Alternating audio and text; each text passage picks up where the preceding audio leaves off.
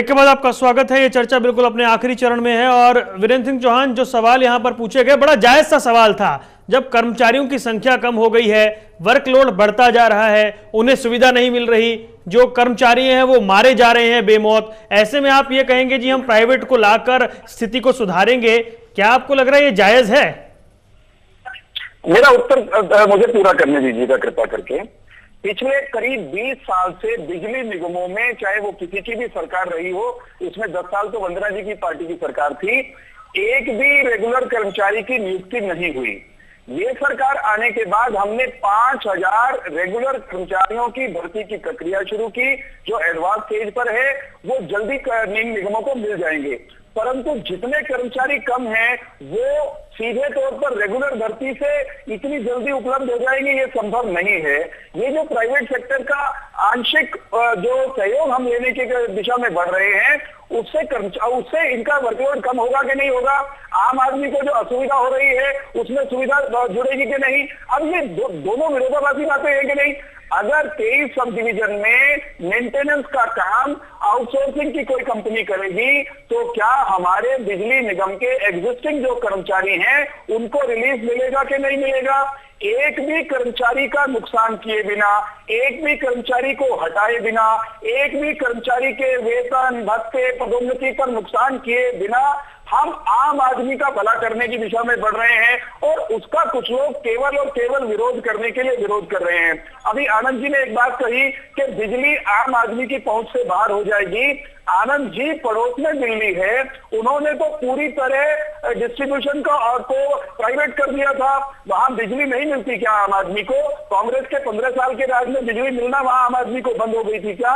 अब बंद हो गई है क्या? तो ऐसे बेतुके जो सवाल है उनको उछालना और आम आदमी की भलाई की दिशा में जो सरकार कदम उठा रही है उनमें व्यवधान डालना, कृपा करके ये सिलसिला बंद करें। ये जो सरकार है ना प्रभु, इस सरकार में आने के बाद देश के केंद्र की सरकार का मैं बात कर रहा हूं, 18,000 गांव थे जहां बिजली का खंभा तक नहीं था। हम आधे से अधिक ऐसे गांव में बिजली पहुंचा चुके हैं। सारे देश में 24 घंटे बिजली गांव शहर में मिले, इसकी दिशा में हम काम कर रहे हैं। वीरेंद्र जी, वक्त की कमी है, जवाब ले लेता हूं मैं। आपने बड़ी जायज बात यहां पर की है, आपने बड़ी जायज बात की है, मैं जवाब ले लेता हूं जी। आनंद शर्मा जी, मुझे एक बात बताइए, नहीं ये बड़ी जायज सी बात है कि जब किसी कर्मचारी को निकाला नहीं जा रहा, उनका वर्कलोड कम करने के लिए किसी की मदद ली जा रही है, तो फिर दिक्कत क्या है? हम ये कहना चाहते हैं, जो जींद का, कैथल का, कंडेले का जो एरिया है, उस एरिया के सब डिविजनों को क्यों नहीं बेच रही सरकार? क्योंकि वो घाटे में चल रहे हैं पहले से ही, और जो ये फायदे के चल रहे हैं, ये अपने चहेतों को फायदा पहुंचाने। सर सवाल ये कि किस कर्मचारी को इससे नुकसान हो रहा है?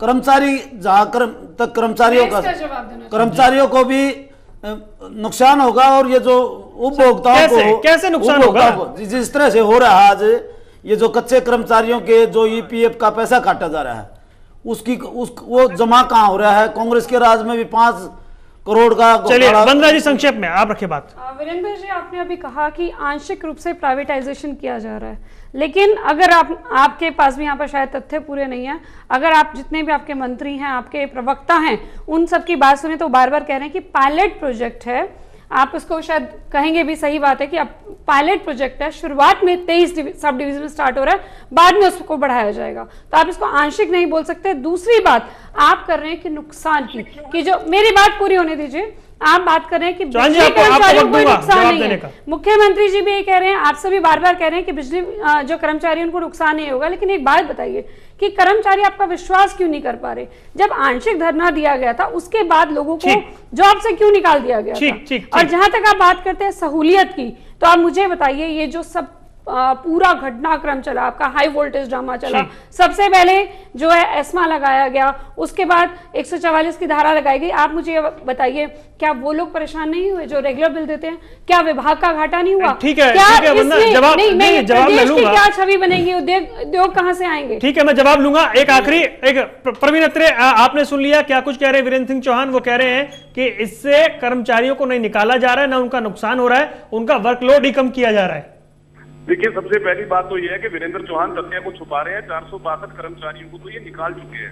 दूसरी बात, 20 महीने हो गए सरकार को, आज भी एक ही बात कहते हैं कि जी भर्ती की प्रक्रिया चालू है। जो सरकार 20 महीने में भर्ती नहीं कर सकती, आप उस सरकार से क्या उम्मीद करेंगे? और सबसे महत्वपूर्ण बात, ये कहते हैं प्रदेश की जनता की भलाई, बिजली उनकी पहुंच में। साहब आप देखिए, हमारे पड़ोस की जितनी भी स्टेट्स को आप देखेंगे, सबसे ज्यादा महंगी बिजली इस वक्त हरियाणा प्रदेश में है।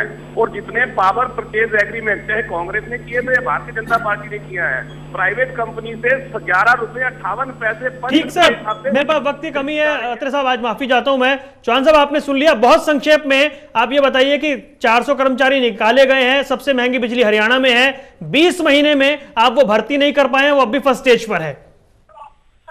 देखिए, जिन्होंने 20 साल में पिछले नहीं की, वो ये चमत्कार चाहते हैं कि जादू की छड़ी घुमा के वो 1.25 साल में 1.5 साल में हो जाए।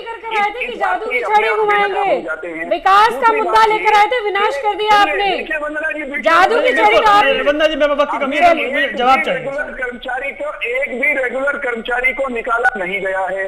आउटसोर्सिंग के कर्मचारी अगर हमारी जहां उनको ड्यूटी करनी है उसको छोड़ करके हड़ताल पर जाएंगे, जनता की संपत्ति को नुकसान के हवाले करके जाएंगे, तो आप मुझे ये बताइए क्या ठीक है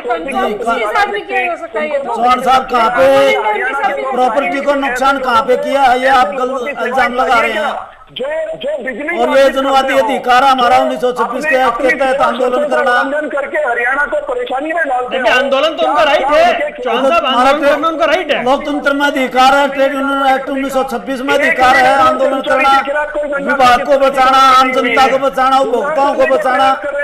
मैं माफी चाहता हूं चौहान साहब, वक्त की मेरे पास कमी थी, लेकिन कुल मिलाकर बात यहाँ पर ये भी है। मैं माफी चाहता हूं आनंद जी, इस पूरी चर्चा के बाद भी सवाल ये है कि क्या अब नतीजा निकलेगा, क्योंकि सरकार ने अगर एस्मा लगा दिया, उसके बाद वो कह रहे हैं इन पर मुकदमे दर्ज हो गए, तो फिर सरकार में क्या भरोसा कायम होगा। आप सबका जुड़ने के लिए बहुत बहुत शुक्रिया, नमस्कार।